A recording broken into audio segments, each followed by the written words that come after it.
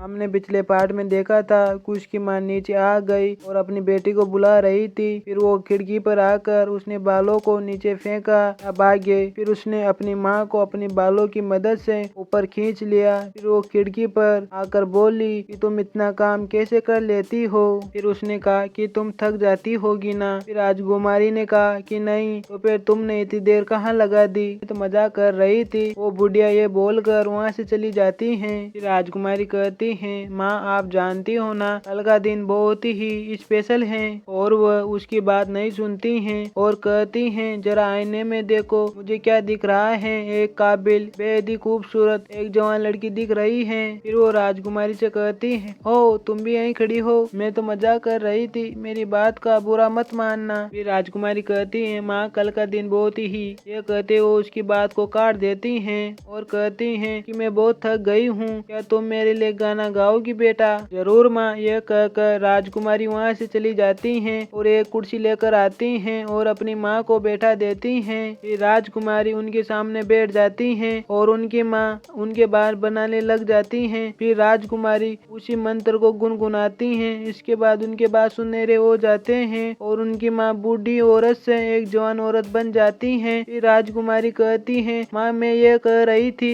कल का दिन बहुत ही खास है, कल मेरा जन्मदिन है। फिर उसकी माँ कहती है, ऐसा हो ही नहीं सकता, मुझे अच्छी तरह याद है तुम्हारा जन्म पिछले साल था। फिर राजकुमारी कहती है, यही तो खासियत है जन्मदिन की, हर साल आता है। फिर वो नीचे बैठ जाती हैं और कहती हैं, माँ मैं 18 साल की हो गई हूँ। राजकुमारी उनको अपनी बात बताना चाहती हैं लेकिन वो बता नहीं पाती, अब बब करने लग जाती हैं। फिर उनकी माँ कहते हैं, बब बुदबुदाना बंद करो, मुझे बुदबुदाने करने वाले लोग अच्छे नहीं लगते हैं। और यह कहकर वो वहाँ से चली जाती हैं। फिर वो गिरगिट बाहर निकल कर आता है और राजकुमारी को कहता है। फिर राजकुमारी कहती है कि मुझे उड़ती हुई रोशनी देखनी है। फिर उसकी माँ कहती है, क्या। फिर राजकुमारी कहती है कि आप मुझे उड़ती हुई रोशनी दिखाने ले जाओगी। फिर वो अपनी बनाई हुई पेंटिंग दिखाने लग जाती है। फिर उसकी माँ कहती है, ओ तुम तारे देखना चाहती हो। फिर राजकुमारी कहती है कि मैं तारे तो रोज देखती हूँ, वो अपनी जगह से हिलते ही नहीं है, वो रोशनी हर साल मेरे जन्मदिन पर दिखाई देती है माँ। फिर राजकुमारी कहती है कि मेरा उस रोशनी से कुछ खास रिश्ता है, इसलिए मैं उसे देखना चाहती हूँ। लेकिन उसकी माँ उसकी बात नहीं सुनती है और वहाँ से चली जाती है। फिर राजकुमारी आगे कहती है कि मैं यहाँ खिड़की से नहीं बाहर जाकर देखना चाहती हूँ और मैं जानना चाहती हूँ आखिर वो क्या है। फिर उसकी माँ कहती है, तुम बाहर जाना चाहती हो। यह कहकर वो खिड़की बंद कर देती हैं और उसके पास आ जाती हैं और कहते हैं, तुम जैसी नाजुको कली हो, तुम जानती हो हम मीनार में क्यों रहते हैं। फिर राजकुमारी कहती है, जानती हूँ मैं। फिर उसकी माँ कहती, नहीं जानती, हम तुम्हारी भलाई के लिए यहाँ रहते हैं, मुझे इसी दिन का डर था जिस दिन तुम मुझे छोड़कर जाओगी। फिर वो कहती है, जल्दी क्या है जाने की। फिर राजकुमारी कहती है, लेकिन वो उसे चुप करा देती है और कहती है, मामा सब जानती हैं। यह कहकर वो उस खिड़की को बंद कर देती हैं और कहती हैं, मामा सब जानती हैं। यह कहकर वो वहाँ से नीचे उतरने लगती हैं और कहती हैं, चलती हूँ, मैं जल्दी आऊंगी मेरे लाडो। वो नीचे उतर कर वहाँ से चली जाती हैं और राजकुमारी खिड़की पे खड़ी हुई झांक रही है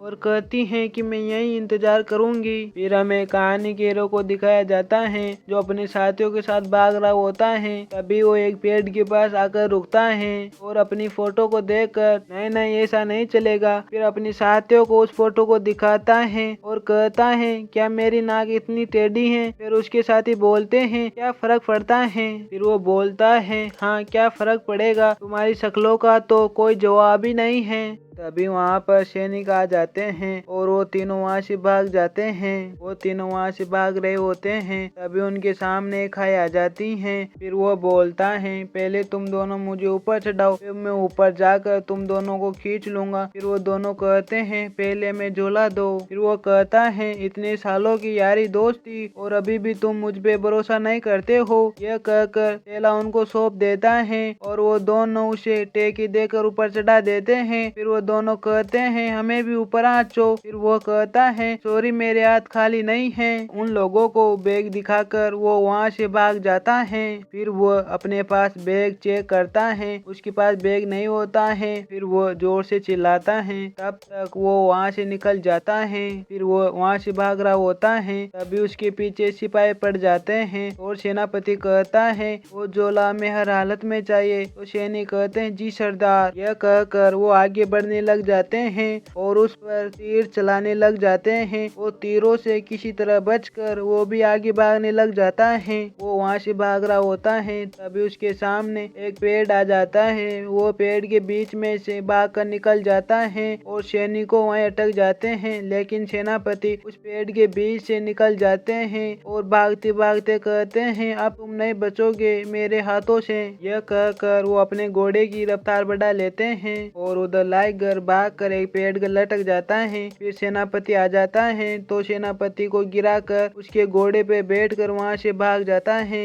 लेकिन वो घोड़ा कुछ दूर जाकर रुक जाता है। फिर लाइगर कहता है चल गधे के चाचा, तो नहीं चलता है और बैग को छीनने लग जाता है। फिर वो कहता है नहीं आगे चल, तो वो नहीं चलता है और दोनों ही बैग को इधर उधर खींच रहे थे, जिस कारण से उनके हाथ से वो बैग गिर जाता है और पहाड़ पे लगे पेड़ की टहनी पे जाकर अटक जाता है। फिर वो दोनों ही बैग को लेने के लिए बैग की तरफ भागते हैं। लेकिन जब घोड़ा आगे निकल जाता है तो लाइगर उसके पैर पकड़कर नीचे पटक देता है और जब लाइगर आगे निकल जाता है तो घोड़ा उसके पैर पकड़कर नीचे पटक देता है। फिर लाइगर उसकी पीठ पे बैठकर उसकी सिर पे बैठ जाता है। फिर घोड़ा उसे नीचे पटक देता है और नीचे गिरते ही पेड़ को पकड़ लेता है और घोड़ा अपने पैरों से उसे नीचे गिराने की कोशिश करता है। इस तरह से करते करते वो उस बैग तक पहुंच जाता है और वो लाइगर बैग को पकड़ लेता है। लेकिन तभी वो पेड़ टूट जाता है और वो दोनों ही नीचे गिर जाते हैं। वो नीचे गिर रहे होते हैं और दोनों ही जोर जोर से चिल्लाने लग जाते हैं। फिर वो घोड़ा नीचे आकर गिरता है, गिरते वो उठ जाता है। उठकर वो